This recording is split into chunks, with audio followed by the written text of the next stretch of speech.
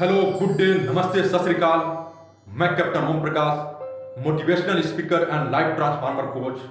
मेरे YouTube channel में आपका स्वागत है। आज का टॉपिक है एक कहानी बोले गए शब्दों की। जी हाँ, कहानी शब्दों की शक्ति की। शब्दों में इतनी शक्ति होती है कि किसी भी मनुष्य के जीवन को पूर्ण रूप से बदल सकती है। ऐसी ही कहानी है विश्व के महान वैज्ञानिक सर थॉमस एल्वा एडिसन की। थॉमस एल्वा एडिसन प्रारंभिक दिनों में बहुत ही कमजोर छात्र थे। प्राइमरी में जब वो पढ़ाई करते थे तो मंद बुद्धि के नाम से जाने जाते थे। एक दिन उनके टीचर ने उनके हाथ में एक चिट्ठी थमा दी और बोली कि आप घर जाइए, यह अपने मदर को दे दीजिएगा और कल से स्कूल नहीं आइए। थॉमस एल्वा एडिसन ने बैग को समेटा और अपने घर गए और वह चिट्ठी अपने माँ के हाथों में थमा दी। उनकी माँ वह चिट्ठी पढ़ते ही रोने लगी। माँ के रोने का वजह उन्होंने जानना चाहा। माँ ने उनसे बोली कि ये खुशी के आंसू है।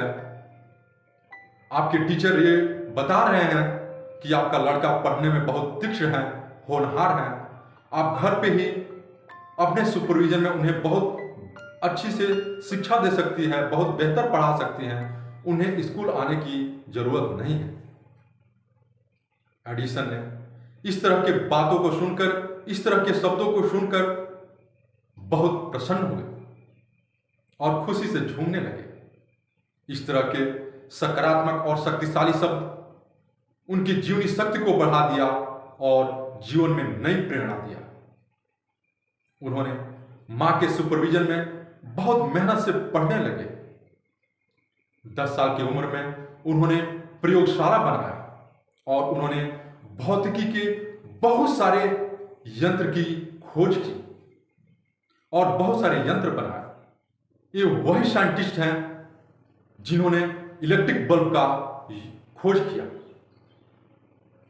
उनके इलेक्ट्रिक बल्ब के इन्वेंशन के पहले पूरी मानव सभ्यता केरोसिन के दीपक का यूज करती थी और उन्होंने ग्रामोफोन और भौतिकी के बहुत सारे इंस्ट्रूमेंट का खोज किया जो पूरे मानव समाज के लिए एक वरदान साबित हुआ।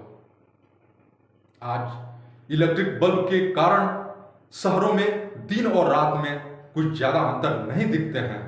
आज उद्योगीकरण और दुनिया के प्रगति में इलेक्ट्रिक बल्ब, ग्रामोफोन और उनके भौतिकी के बहुत सारे इंस्ट्रूमेंट का बहुत ही ज्यादा रोल है। जिंदगी के अगले चरण में उनकी मां का देहांत हो गया और एक दिन उन्होंने अलमारी खोला। उन्हें दिखा कि वो पत्र है जिसको उनके टीचर ने उनको मां को देने के लिए बोली थी। वो पत्र को पढ़े और घंटों तक रोते रहे और उस पत्र में यह लिखा था कि आपका बेटा बहुत ही मंद बुद्धि का है, उससे पढ़ाई लिखाई नहीं हो सकता है, कृपया करके उसे स्कूल नहीं भेजिए। लेकिन उनकी मां के उस ऐसे शब्दों का चयन की कि उनका लड़का पढ़ने में होनहार और तेज है, जो उनके मानसिक पटल पे छप गया और उनका लड़का सच में विश्व के एक बहुत बड़ा महान साइंटिस्ट बना जो मानव कल्याण के लिए बहुत बड़े बड़े भौतिकी के इंस्ट्रूमेंट का खोज किया और नए नए इंस्ट्रूमेंट की रचना की जो आज पूरे मानव सभ्यता के लिए एक वरदान साबित हो रहा है। इसलिए शब्दों में बहुत शक्ति होती है।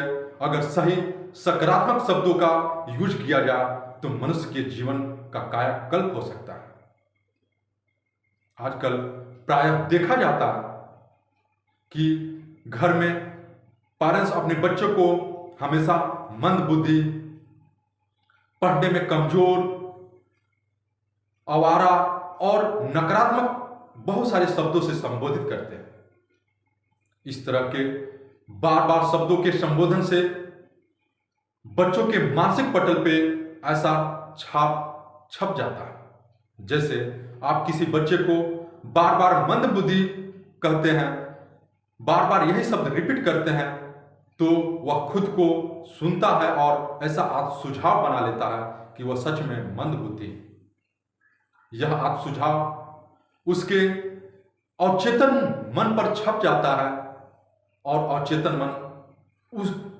मन की शक्ति उसी के अनुरूप कार्य करने लगती है और पूरी सृष्टि उसको वैसे ही करने में लग जाती है। यानी बच्चा कितना भी मेहनत करे, आप पाएंगे कि एग्जाम के टाइम में बिल्कुल नर्वस हो जाता है, बीमारी हो जाती है, या कुछ ना कुछ ऐसा इंसिडेंट, ऐसी सर्कमस्टांसेस हो जाएगा कि लड़के के मेहनत करने के बावजूद, कोशिश करने के बावजूद उसका परफॉर्मेंस मंदबुद्धि वाला ही हो जाएगा। यह बिल्कुल साइंटिफिक है कि हम अपने बच्चों को कभी भी डिमोटिवेट करने वाले बातों को न बोलें। जब हम बच्चों को इंपावर करने के लिए सकारात्मक प्रेरित करने वाले शब्दों को बोलेंगे तो वह वैसे इंप्रेशन में आएंगे और उनके मानसिक पटल पे उस तरह के इंफॉर्मेशन छपेगा और उनकी जिंदगी में वैसी घटनाएं होगी और वे जिंदगी में वैसा ही बनेंगे। इसलिए अपने बच्चों को इंपावर करना, उनको मोटिवेट करना हर पेरेंट्स का दायित्व है। So let's start journey toward better life, toward better world. We can change is possible.